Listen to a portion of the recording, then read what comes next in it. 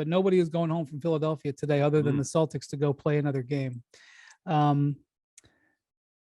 Very fascinating game 6 for this series. The Celtics are a fascinating team. Bontemps and I have covered all their playoff games the last 2 years. And all they do is is lose home games where it looks like the sky is falling, and then they find a way to win on the road. This is the third time in the last 2 years they've won a road elimination game. Teams don't win 3 road elimination games in a decade, in 15 years, much less 3 in 12 months. And they hold Philly to 85 points. Bontemps, none of those games are even in Phoenix, where it's easy to win road elimination games. Apparently. Apparently you have to work for a half. So Bontemps, this was a strange game right out of the gate. Joe Mazzulla changed the starting lineup. Why don't you break down how that played out? So the Boston Celtics last year went to the NBA Finals, nearly won a championship based around a lot of it around a starting 5 of Marcus Smart, Jason Tatum, Jaylen Brown, Al Horford, and Robert Williams, a lineup that outscored teams by 24 points per 100 possessions. This season, Robert Williams misses the first couple months with knee surgery, comes back. He basically just comes off the bench the entire season. They play that lineup a handful of minutes. It doesn't look very good when they play it. Did not see the court for 1 second in these playoffs. And then today rolls out in game 6. And as he has the entire series, whenever Robert Williams has been on the court, good things have happened for the Celtics. He's plus 18 in this game. However, even as this game plays out and Robert Williams ended up playing 28 minutes, still felt like Joe Mazzulla wanted to go back to playing small and not having Robert Williams on the court, and kept pulling him off the court to play small, which every time he did that resulted in the Sixers going back to what they did the past few games, which is getting whatever they wanted offensively against the Celtics. And ultimately, by the end of the game, Joe Mazzulla rode that lineup. They end up going on to win the game. And, we're now going to a game 7 after, Jason Tatum went 1 for $1 billion and everything else that happened. Yeah. So the thing about this was the Celtics were the second best defensive team in the league. I talked about this on the pod the other night last year in the playoffs. This year they were 10th. And so I kind of think that Joe Mazzulla was kind of browbeat into it. And the reason I say that is because I asked all of the players what they thought about the lineup change. And it was like a cavalcade. Al Horford, who benefited a lot because I'll look it up. A lot they liked it. Okay. Al Horford was like, I was excited. I was so excited. Then he got asked another question, answered it, disposed of it, then looked back at me and kept talking about how excited he was. No, that never happens. A player goes back and says, hey, just in case you didn't know I was excited, I was excited. Marcus Smart said he was ecstatic. Marcus had a fascinating quote, and in Bontemps, you can say what you're going to say about it. I'm just going to read it verbatim, and you can say whatever you're going to say about it. Quote: I was ecstatic about it. Rob, that's what they call Robert Williams, is huge for us, and I was proud to have him on the court. He was proud, McMahon. He was proud to have him on the court.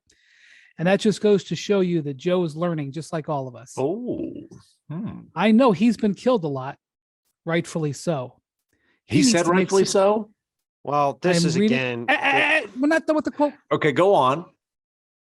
I know he's been killed a lot, rightfully so. He needs to make some adjustments, and he's did that, and that's all you can ask for. That is verbatim quote. Now I was sitting there when stop. He said it. We need no. We need to stop. We need to stop because we need to put a pin in this now. I've talked to other people who cover the Celtics. Everyone is in agreement on this. Marcus Smart uses the phrase "rightfully so" all the time. He throws it. He throws it in like once every other sentence. It's like his or his. Yes. Yes. I got you. He was all right. Okay. In talking to several people who were there also to make sure I got the proper context on it, the consensus was He was trying to defend Joe Mazzulla Gotcha. and trying to. So what am I defend his supposed to team. do about that? When he says it like that on I camera? What am I again, supposed to do? well, I would say that what I would focus on is the lineup change. And what I would say is that Joe Mazzulla all season long has veered towards offensive choices, playing smaller, playing faster, getting more shooting on the court. By going to Robert Williams, that's a defense first choice. That's a non-shooting choice, right? So if we look at actions over words over the course of the season, as we do on the pod, I think it's fair to say that the team with Robert Williams is probably the single most beloved member of the Celtics. Everybody on the team loves him. Everybody wants him out there on the court. The fact that he is now out there playing more and starting, I would guess that is a combination of players pushing, front office pushing, others pushing, saying, hey, let's try this lineup that obliterated the league last year against the MVP of the league, who is in game 5 in particular, got whatever he wanted inside. And against James Harden, who got wherever he wanted inside. Quote, Jaylen Brown, it made a tremendous, tremendous difference. And you could just see it. It don't take a professional eye to see the difference that Rob made. That's interesting. So, I'm just going to say to you that having seen these, we can forget about the rightfully so little thing. Although I put it in my story and now I don't know what I'm supposed to do. He said it. We have the ability to explain with context on the pod. So we're just going to explain. Right. Anyway, the point is, Wendy, he said you're not an artful enough writer to explain with context. Jesus, Bontemps. I guess so. I would just say that it was like, wow, these guys really, really wanted to play this lineup. And so that happened. So they came out and they were playing a lot of zone. Basically, after they scored, they would go to zone, although they would play it without if they weren't in transition. Right. And the Sixers started 1 of 11. And so one of the things that's been happening in this series is James Harden has been getting penetration. Jaylen Brown for a few games pressured him up the court, but he was getting in foul trouble.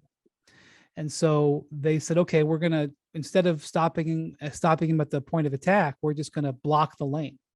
And, to be honest with you, this alignment, and you guys know, I don't proclaim to be a strategy guy. But it kind of makes sense because the Sixers start PJ Tucker. They play PJ Tucker a lot.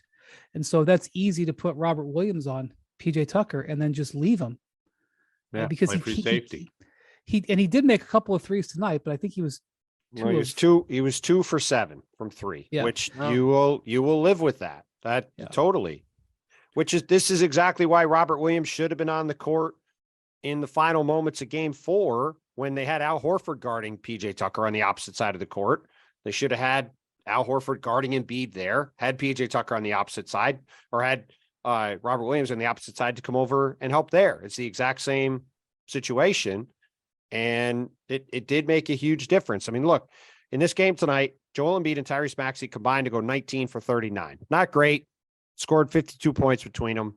They were the two guys who generated offense. The rest of the Sixers put together were a combined 11 for 44. What was James Harden? Well, that's the big one. James Harden was 4 for 16. James Harden, another late series stinker. That's he needs to bounce back to game 7. This one's going to really leave a mark. Well, this is the wild stat with James Harden in this series. The 3 victories in this series, James Harden is 37 for 61, shooting over 60% from the field. In the 3 losses in this series, he is a combined 9 for 44. Yeah, again, awesome or awful. When he's awesome, no they in win. between. When he's awful, they lose. And their offense as a whole, yes, credit the Celtics, credit the lineup adjustment, credit them with putting a lineup on the floor that was dominant defensively all last season and helped them make a finals run for some of this. But they were the Philadelphia 86ers tonight, and that's not an upgrade. 86 points in a home game 6 when you've got a chance to knock out the favorite, man. And they missed a lot, and they missed a lot of open threes. Like this game was there for them to take, and they didn't take it. 8 of 34. Across the board. Well, also we've got to talk about a classic cojones factor performance by Jason Tatum. It's easy to not easy, but it's one thing to come through in the clutch when you've been cooking all game long, right? You're feeling good. This dude, what was he before the fourth quarter started? One of 912 or something? Forget he when he started making the threes, when he made the 4 threes down the stretch, up until that point, he was 1 for 14 from the field, and that is a flattering representation of how bad he was in this game. That's an accurate statement. And then he absolutely took the game over in crunch time.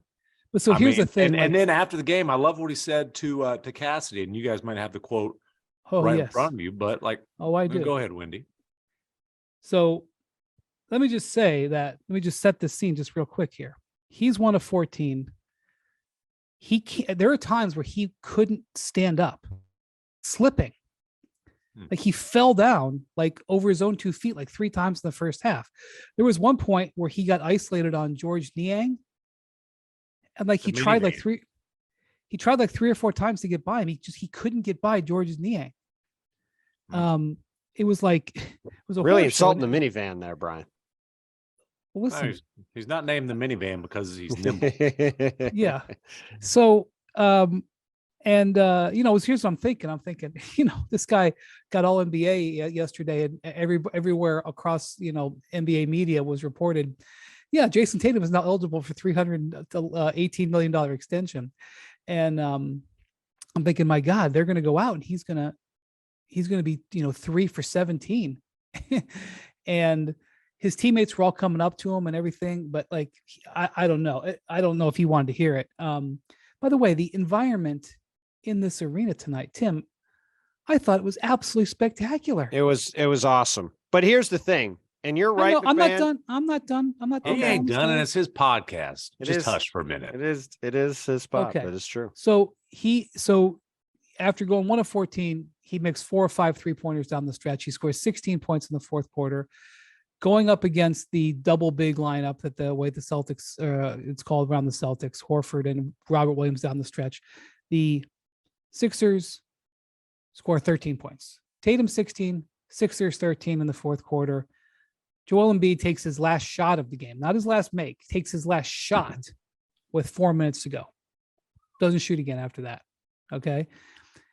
Jason Tatum walks off the court and goes to Cassidy, and Cassidy asks, I don't remember how Cassidy asked the question, but she basically put it on a tee for him. You just had this great fourth quarter. And he goes, quote, I'm,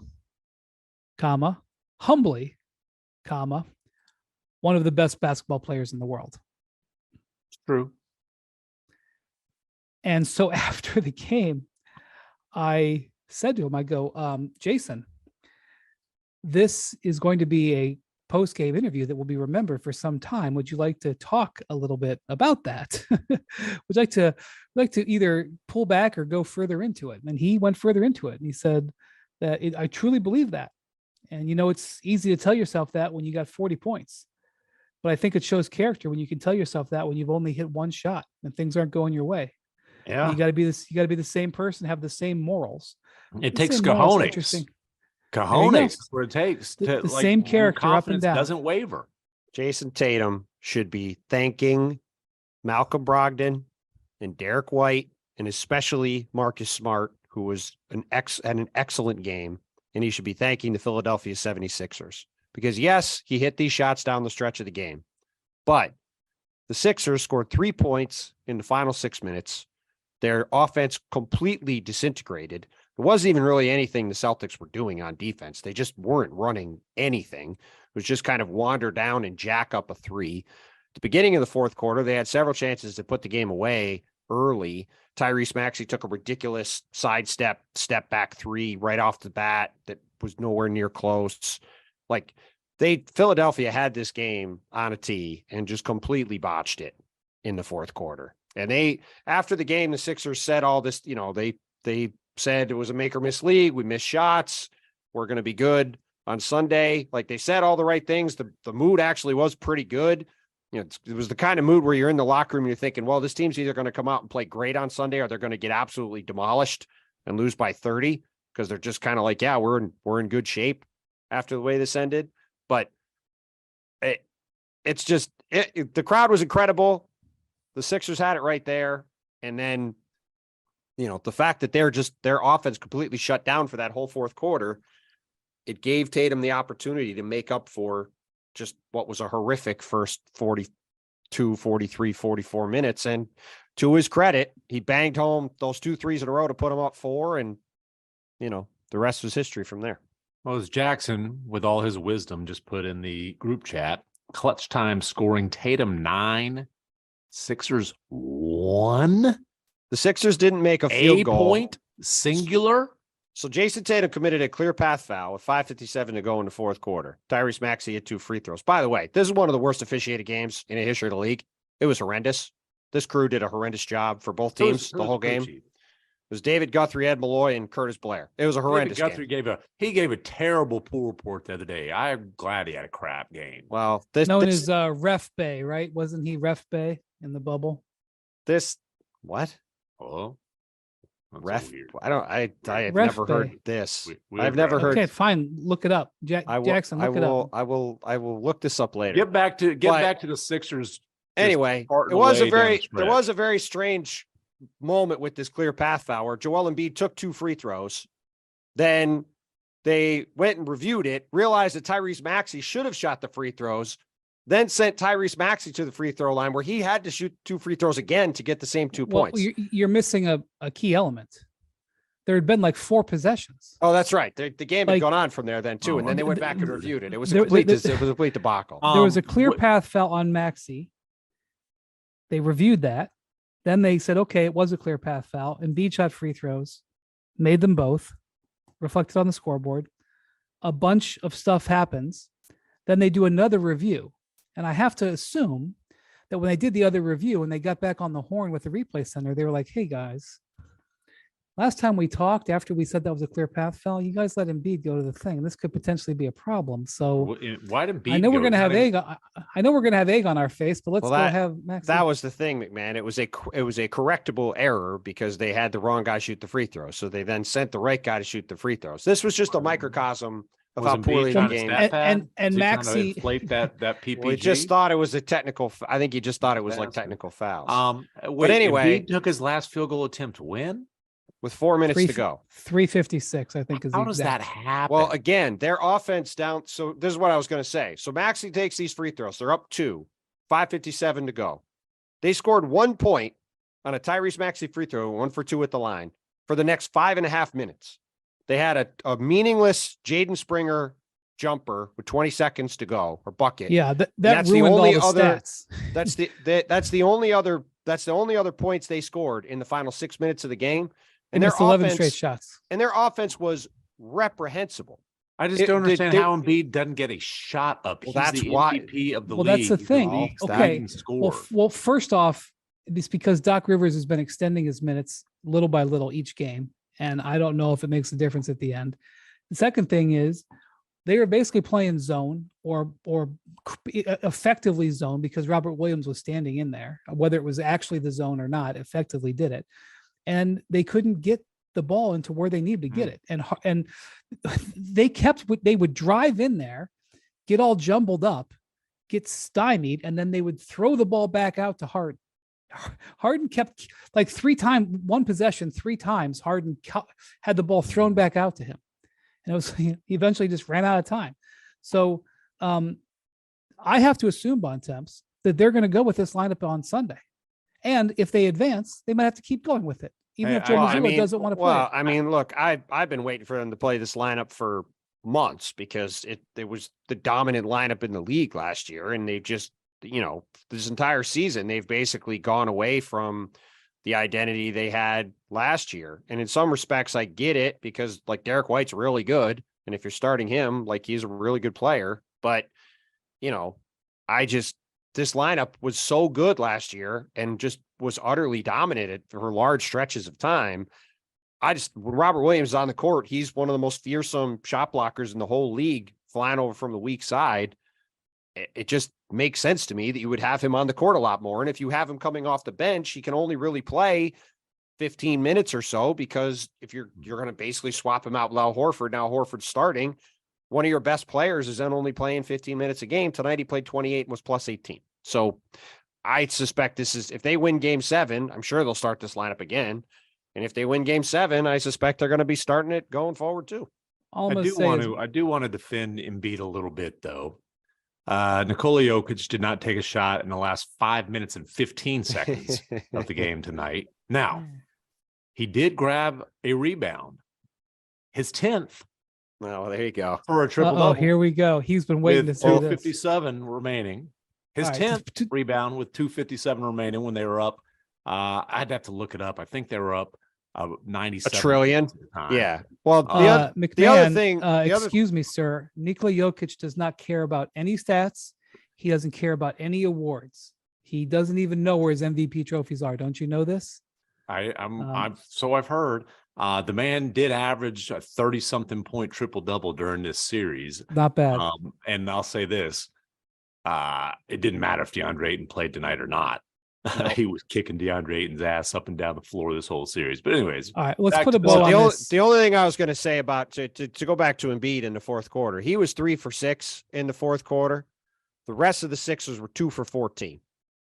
Like, it just, Harden took some terrible threes, missed it, kept trying to drive in. He was complaining after the game that he's the most fouled player in the league on fouls that aren't called. And Jaylen Brown after the game, by the way, said the refs did a great job tonight. They didn't call their flops. So he didn't say I love some good flop lobbying. We've got it going on in LA and Golden State. It's great. Right. By the way, it was not ref bay, it was foul bay. Foul bay. Got it. Just foul. Google it, you'll see it. To put a bow on this, like Fournier, I don't want to Google that. Don't do that. To put a bow on this, the road teams are 4-2 in this series, which is very classic of a. The Celtics over the past 2 years are 9-9 in home games in the playoffs. 9-9. And they have now won 3 consecutive road elimination games. Yep. It's pretty good. I think I did mention that earlier. All right, never mind. All right, MacMahon. All right, so one more thing. I really thought that Joel was going to carry them home. 5-6 minutes to go, they had a small lead, maybe 2 points. The crowd was absolutely floating on air. They basically stood for the majority of the game. They had a couple opportunities there where shots rimmed out. Like Joel, I think, had a jumper that rimmed out. They had a couple other shots that rimmed out. They had a chance to go up more than 2. They didn't. And, then Tatum started making threes. And I looked it up today. Sam Hinkie got hired 10 years ago tomorrow. They had today. They had the press conference on the 14th, but I think he got hired on May 12th. So 10 years, the process is churning, and they were building towards tonight. I know it wasn't reached the finals, but they haven't been to the conference finals in over 20 years. And look, whoever wins this series is going to be a massive favorite too in the conference finals. Like they're going to be playing a significantly lower seeded team, and it's all set up. It was all set up for them to do it, and they didn't do it. And Philly, who is not going to get Game 7 at home because they don't have home court. If Philly wins this series, and if they'd have won tonight, they'd have had home court the next 2 rounds if they had made it that far. Thanks for watching ESPN on YouTube. For live streaming sports and premium content, subscribe to ESPN Plus right now.